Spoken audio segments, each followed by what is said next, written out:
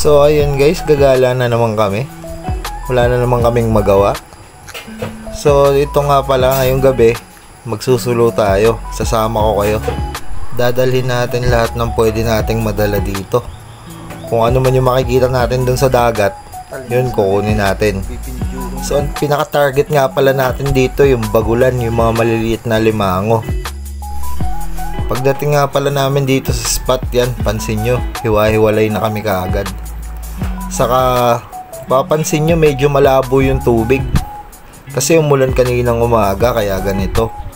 Usually naman malinaw to kapag hindi umuulan, pero yan na nga, sinimulan na namin. So yan, nakita nyo, nakakuha kaagad ako dito ng bagulan. Yan ang target natin. Gagataan natin to bukas.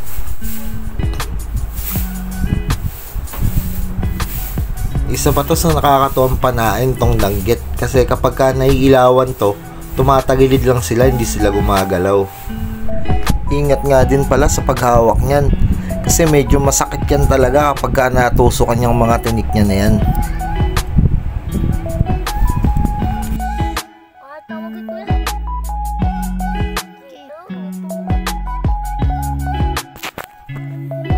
May nakuha nga din pala ako ditong pugita na maliit. Yan. Di naman sila nangangagat pag ganito pa. Yung mga malalaki yung nangangagat.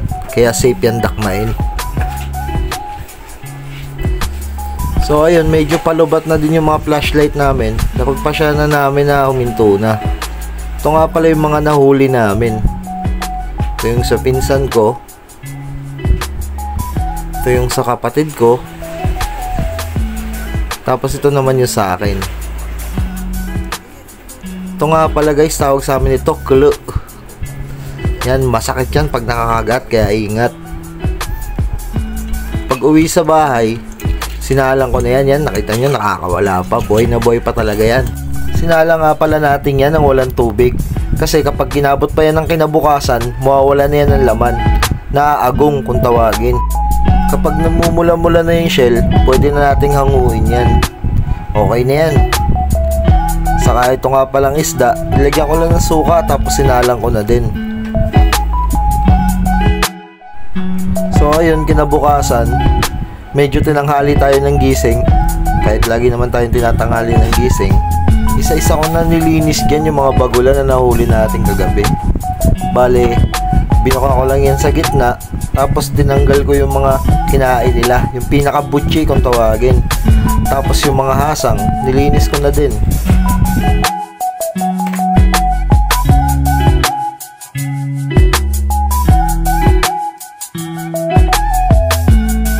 Tapos kumuha lang ako ng luya, bawang, tsaka sibuyas.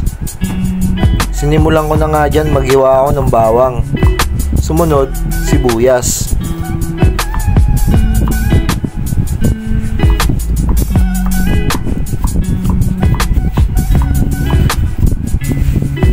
Tapos luya. Tapos yan, biniya ko na din dyan yung kalabasa.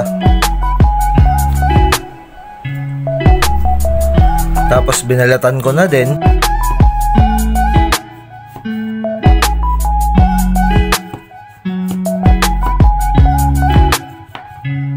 At hiniwa-hiwa ko na din ng mga maliliit.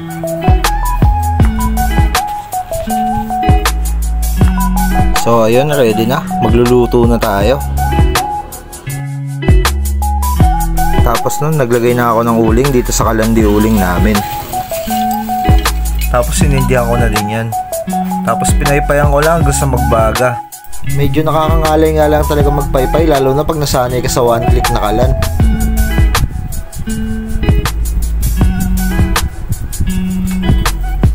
So pagtapos nyan, kinuha ko na nga pala dito yung kawali.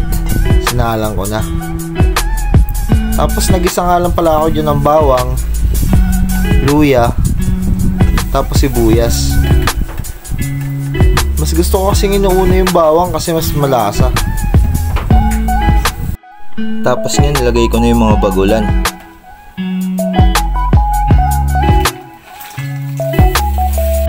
Tapos nilagay ko na yung kalabasa.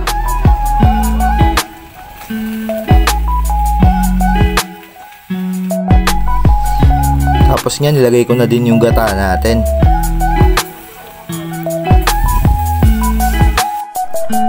Tapos tinakpan ko na din. Tapos ilang minuto lang, kumukulo na yan.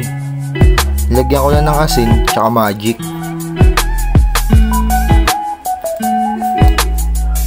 Yan, tapos tinakpan ko ulit. Nung lumambot na yung kalabasa at kumulo na, luto na yan. Tapos yan, pinalamig ko na nga.